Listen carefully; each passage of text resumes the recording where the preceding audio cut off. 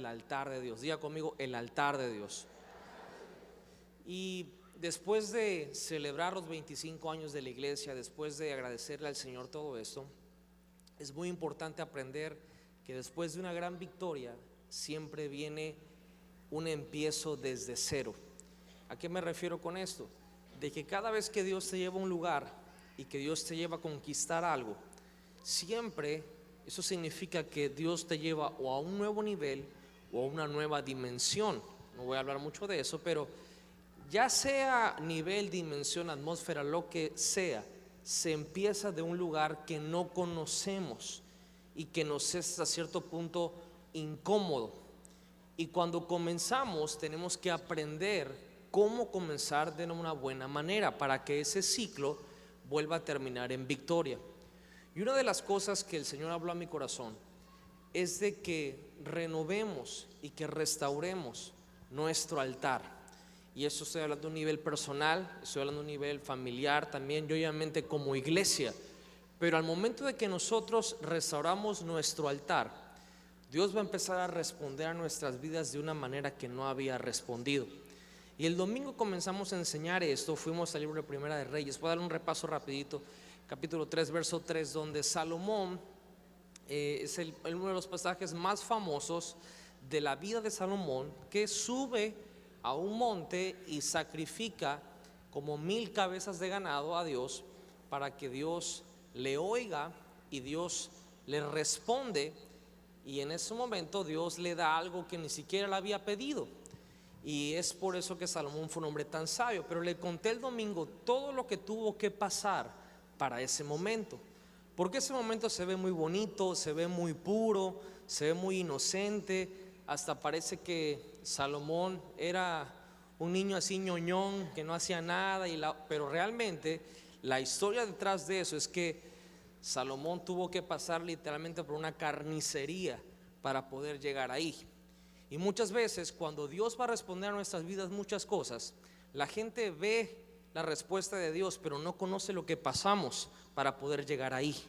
Y es por eso que cuando uno viene al altar de Dios, la gente dice: ay, esta persona pasó a un llamado, o esta persona está haciendo esto o el otro, pero no saben lo que ha pasado en nuestro día, no saben lo que ha pasado en las últimas semanas, no saben lo que hemos pasado en nuestras vidas completamente para poder llegar a tomar esa decisión.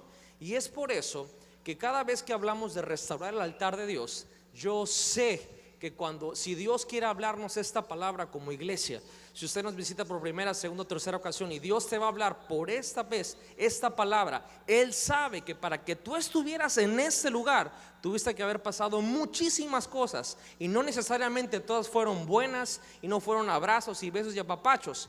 Tuvieron que pasar muchas circunstancias para que hoy pudieras tomar una decisión de restaurar ese altar de Dios en tu vida. Y eso fue lo que pasó con Salomón. Le enseñé el domingo también qué es o para qué sirve un altar. Y le decía yo que el altar primeramente tiene que ser personal. Es algo entre nosotros y Dios. Y el lugar que llamamos altar es ahí donde el hombre, mujer, el ser humano se encuentra con Dios. Es ahí donde tenemos cara a cara un encuentro el cual nos reta, nos desafía, nos lleva a tomar decisiones y nos lleva a ser otra persona y a cambiar, por supuesto, para bien. El altar es un lugar donde Dios es Dios. Diga conmigo: Dios es Dios. Ahora, eso parece una afirmación tonta o que redundante, pero yo quiero decirle: Dios es Dios, usted crea o no crea. Dios es Dios, usted lo sepa o no lo sepa. Dios es Dios, lo adore o no lo adore. Pero la pregunta es: ¿será que Dios es Dios para mí? ¿A qué me refiero con eso? De que vemos que Dios le responde a mucha gente, vemos que Dios se mueve con muchas personas, y luego decimos: ¿por qué a mí no? Bueno, la pregunta sería: ¿será que ese Dios es el Dios para ti? Es ahí en el altar donde Dios es Dios para nosotros, porque aunque Él le creamos o no, no necesariamente nosotros le estamos dando la oportunidad de que Él se manifieste como Él se puede manifestar. Y solamente en el altar es donde Dios puede hacer y puede ser quien Él es para con nosotros. ¿Cuántos quieren que Dios sea Dios en nuestras vidas? Segundo de Corintios capítulo 6, verso 3. Dice: no damos a nadie ninguna ocasión de tropiezo para que nuestro ministerio no sea vituperado. Antes bien, nos reencomendamos en todo como ministros de Dios, en mucha paciencia, en tribulaciones, en necesidades, en angustias, en azotes, en cárceles, en tumultos, en trabajos, en desvelos, en ayuno, en pureza, en ciencia, en longanimidad, esa cosa, en bondad, en el Espíritu Santo, en amor sincero, en palabra de verdad, en poder de Dios, con armas de justicia a diestra y a siniestra, por honra y por deshonra, por mala fama y por buena fama, como engañadores pero veraces, como desconocidos pero bien conocidos, como moribundos mas he aquí vivimos, como castigados mas no muertos, como entristecidos mas siempre gozosos, como pobres mas enriquecidos a muchos, enriqueciendo a muchos, como no teniendo nada mas poseyéndolo todo. Ahora, el que está hablando aquí es el apóstol Pablo, y está hablando a alguien que escribió más de la mitad del Nuevo Testamento. Alguien que más adelante le voy a leer otro verso donde él dice, bueno, le está diciendo a un grupo de personas: si ustedes se creen muy romanos, que antes ser romano era la ley, era la onda, porque era el imperio que había conquistado el mundo, y si tú tenías la nacionalidad y la ciudadanía romana, pues eras sobre los demás. Y él le dice: bueno, ustedes se creen romanos, yo también soy romano. Y si te crees judío, también soy judío. Y si te crees muy chido en la ley, soy maestro de la ley.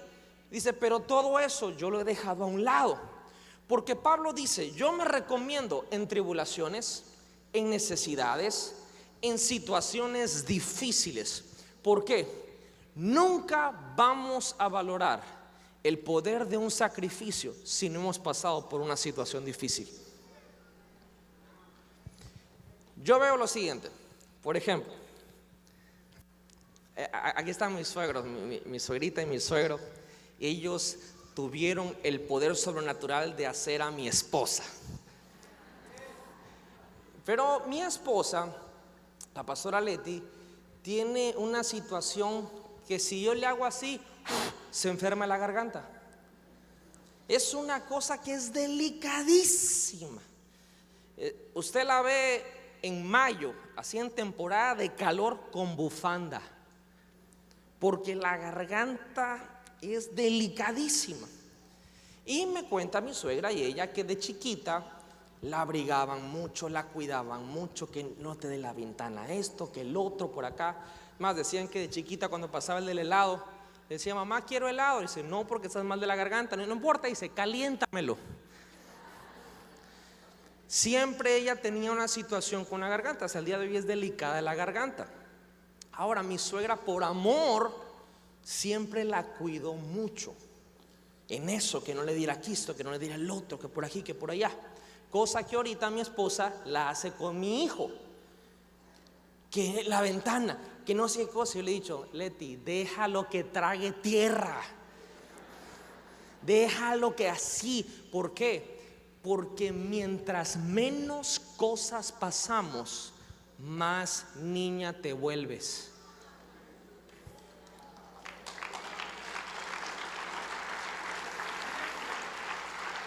Agarra un chiquito de esos que la puerta, un mal aire, y lo tiene en terapia intensiva. Pero agarra un niño en la calle, de esos que comen hasta dormilonas y se dejan, sin zapato en la lluvia y no les pasa nada. Por ejemplo, yo de chico, no es porque yo lo quisiera, pero a veces yo no tenía cama y tenía que dormir en el suelo, y el suelo estaba fresco, no era alfombra. Claro que dormía sin camisa en el suelo, con la espalda. Claro que a mí pueden venir todos los agripados del mundo, pueden venir y me hacía aquí, y yo no me enfermo de la garganta, gracias a Dios, porque desarrollé ciertos anticuerpos por la necesidad. Desarrollé una fortaleza en esa área porque no la pasé bien antes. desarrollé ciertas cosas en mis vías respiratorias porque las condiciones en las que vivía eran deplorables.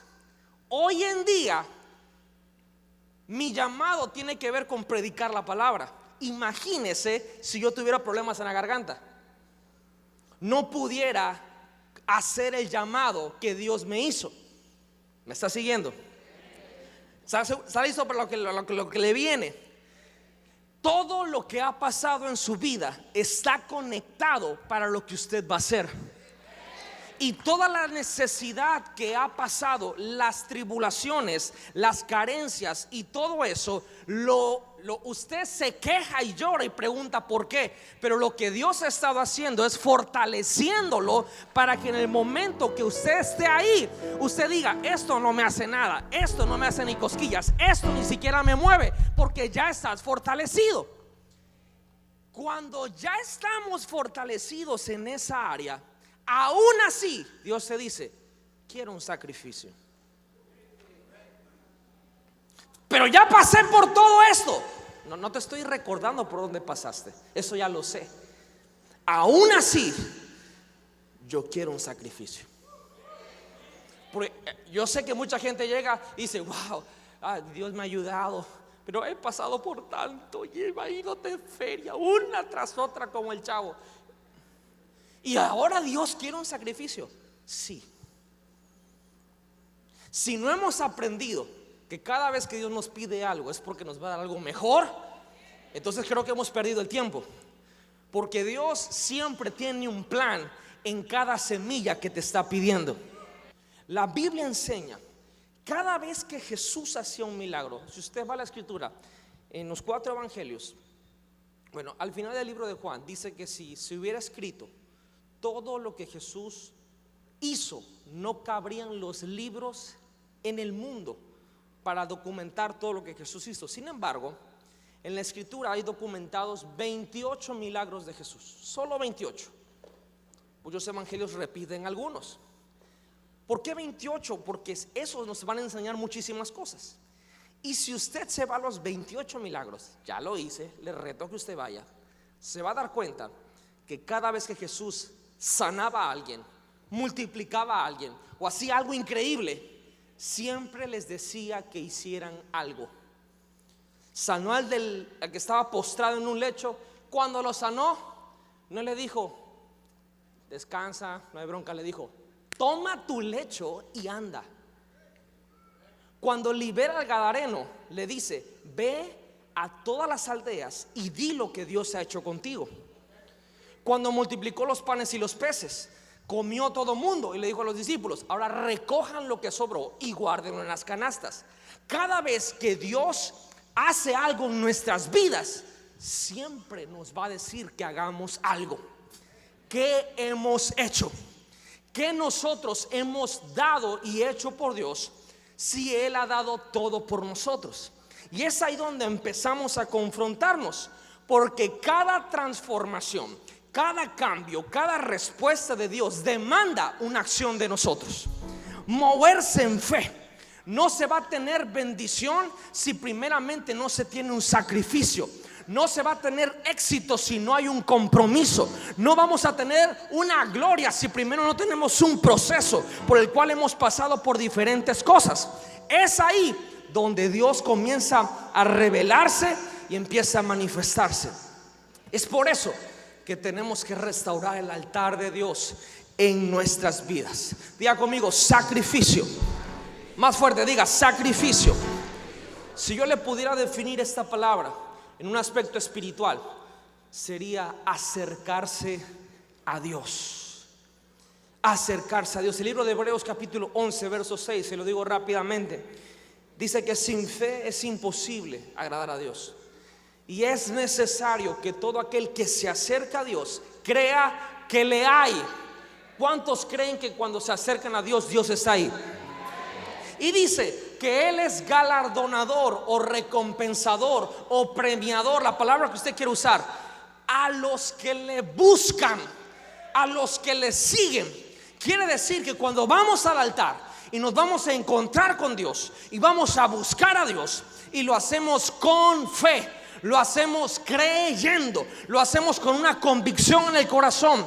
Estate por seguro, es una garantía bíblica y espiritual que Dios va a recompensar ese sacrificio y ese acercamiento que tú tienes. Di al que está al lado: vamos a reparar el altar de Dios.